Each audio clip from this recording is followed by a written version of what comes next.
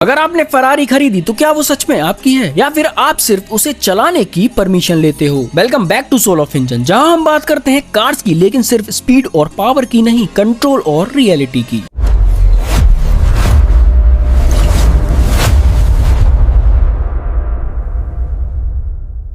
आज की स्टोरी में ऐसा ट्विस्ट आने वाला है जो शायद पूरी ऑटोमोटिव इंडस्ट्री को हिला दे। एक तरफ है फेरारी, एक ऐसा ब्रांड जो सिर्फ कार्स नहीं, स्टेटस और कंट्रोल बेचता है, और दूसरी तरफ एक बंदा, एक गराज और एक सवाल, अगर कार मेरी है तो उसे रिपेयर करने का हक भी मेरा ही होना चाहिए। फेरारी अब बड़ी प्रॉब्लम में फंस चुकी है और इस बार इशू सिर्फ एक कार का नहीं, पूरे सिस्टम का है। ऑटोमोटिव वर्ल्ड ने फेरारी को एक स्ट्रॉन्ग वार्निंग दे दी है और अगर फेरारी ने अब भी चेंज नहीं किया तो उसका पूरा पार्ट्स कंट्रोल सिस्टम टूट सकता है। सीन स्टार्ट होता है मैट आर्मस्ट्रांग से। उसने एक क्रैश फरारी 296 GTB खरीदी। फ्रंट से डैमेज थी और हाइब्रिड सिस्टम लॉक था, जिसकी वजह से कार स्टार्ट नहीं हो रही थी। नॉर्मल रिपेयर की बजाय मैट ने सोचा इसे अपग्रेड करते हैं, चैलेंज वर्जन में कन्वर्ट करते हैं, मतलब एक नॉर्मल रोड कार को फेरारी के ट्रैक फोकस्ड वर्जन में बदलना। मैट ने फेरारी से पूरा चैलेंज किट ऑर्डर किया और सरप्राइज ये था, फेरारी ने पार्ट्स भेज भी दिए। रेयर बम्पर आया, डिफ्यूजर आया, विंग्स, साइड स्कर्ट्स, एग्जॉस्ट, सब कुछ आ गया। कार का लुक कम्प्लीटली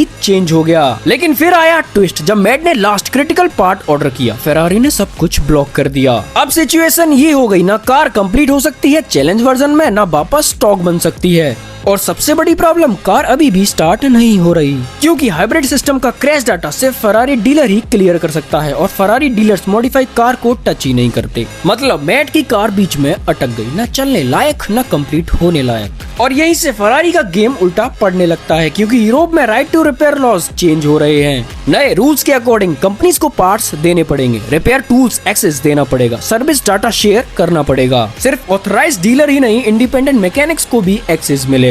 और यहीं फरारी फंस गई, क्योंकि उन्होंने पहले पार्ट्स दिए फिर सडनली रोक दिए। ये कोई टेक्निकल इशू नहीं था, ये एक पॉलिसी डिसीजन था और लॉ के हिसाब से ये इलीगल हो सकता है। अब सबसे बड़ा डेंजर क्या है, अगर ये केस कोर्ट तक गया तो फेरारी को अपने इंटरनल सीक्रेट्स रिवील करने पड़ सकते हैं, जैसे पार्ट्स का real cost versus selling price, service policies, dealer का कंट्रोल सिस्टम, आर्टिफिशियल स्कार्सिटी का गेम। मतलब जो चीजें आज तक हिडन थी वो सब पब्लिक हो सकती हैं। लोग कह रहे हैं मैट को लीगल एक्शन लेना चाहिए, हम फंडिंग भी करेंगे, फेरारी को फोर्स करना पड़ेगा चेंज होने के लिए। कुछ लोग तो ये भी बोल रहे हैं अगर फरारी चेंज नहीं हुई तो लोग दूसरे ब्रांड्स चूज करने लगेंगे। अब फरारी के पास सिर्फ दो ऑप्शंस बचे हैं, मैट को पार्ट्स दे दो और क्वाइटली मैटर क्लोज करो, या रिफ्यूज करो और एक ऐसा कोर्ट केस फेस करो जो पूरी इंडस्ट्री के रूल्स चेंज कर दे। क्योंकि अब ये सिर्फ एक फरारी की स्टोरी नहीं है, ये सवाल है क्या कार सच में ओनर की होती है या बस कंपनी की परमिशन पे चलती है। और अब जो भी नेक्स्ट होगा वो डिसाइड करेगा future of supercar. So stay tune, क्योंकि ये फाइट अभी शुरू हुई है। ऐसी और इंटरेस्टिंग वीडियोस के लिए सब्सक्राइब करना मत भूलना। मिलते हैं सोल ऑफ इंजन के नेक्स्ट एपिसोड में।